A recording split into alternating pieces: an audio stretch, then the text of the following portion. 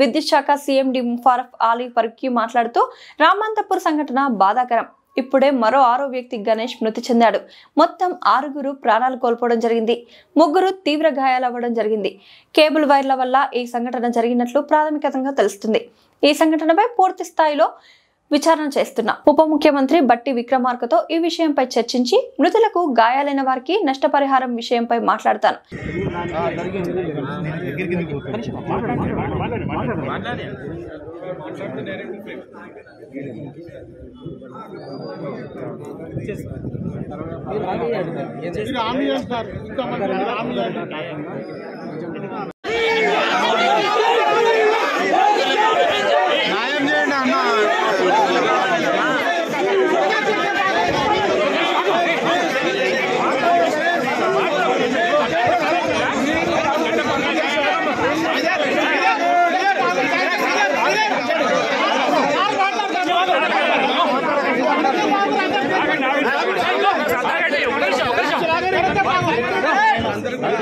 వాళ్ళు చెప్పేసి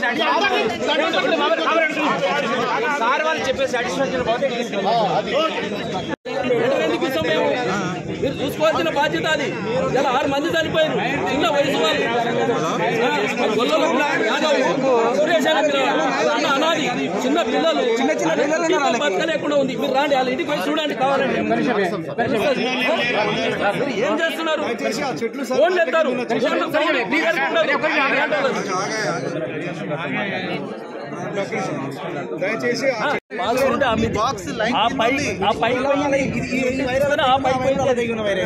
అక్కడ నుండి ఆ తమ్మంకారు ఈ 2 వైర్ల మధ్యలంగా పడి మళ్ళీ ఈడంగానే పైలంగా పోయింది.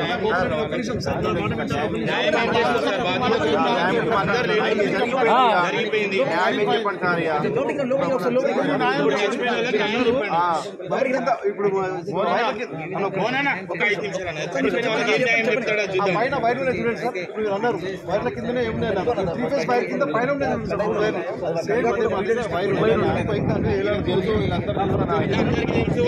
కూడా స్విచ్ ఆఫ్ పెడతారు. కరెంట్ మనం ఫోన్ చేసినప్పుడు 10 రోజులు స్ట్రీట్ లైట్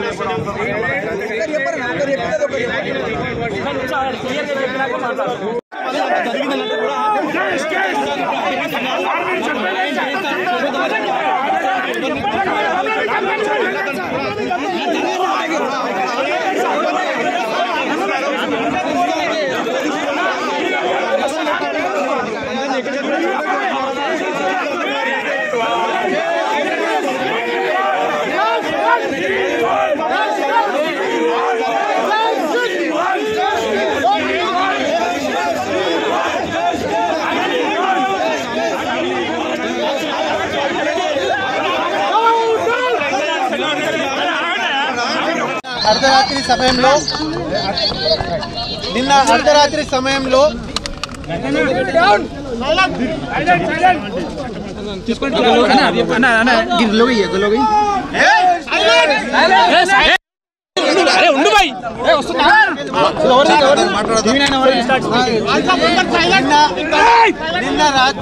నిన్న అర్ధరాత్రి సమయంలో పండగ సందర్భంగా రెగ్యులర్లీ కేబుల్ కటింగ్ ఎక్సర్సైజ్ మేము తీసుకుంటున్నాము.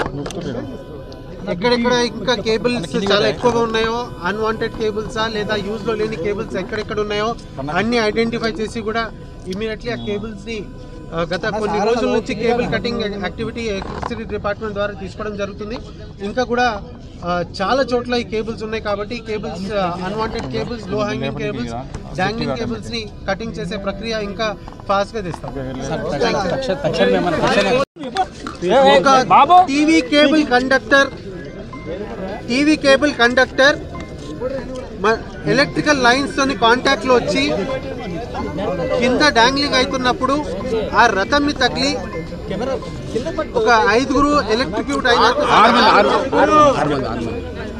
అదే విధంగా 2 క్రిటికల్ గా ఇంజర్ అయ్యారు. వాళ్ళ దాంట్లో కూడా ఒకరు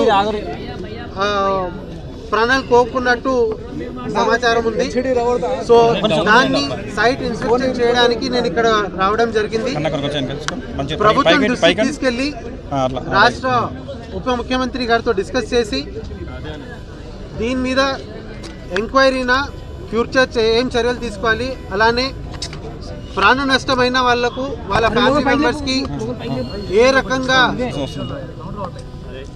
బెనిఫిట్స్ పొందించాలనో, ఏ రకంగా ఎక్స్గ్రేషియా ఇవ్వాలనో అనేది గవర్నమెంట్ లెవెల్లో ఉప ముఖ్యమంత్రి గారితో చర్చించి ఒక నిర్ణయం తీసుకోవడం జరుగుతుంది.